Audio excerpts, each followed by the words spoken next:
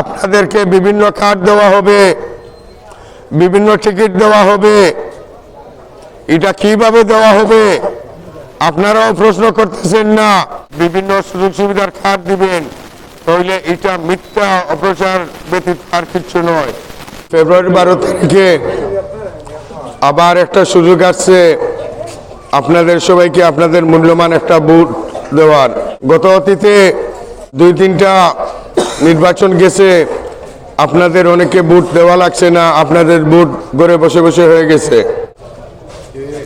এবার ইনশাল্লাহ আমরা আশা করছি যে নির্বাচনটা সুষ্ঠু হবে, প্রত্যেক জনগণের এর মতামত প্রকাশ করার সুযোগটা থাকবে।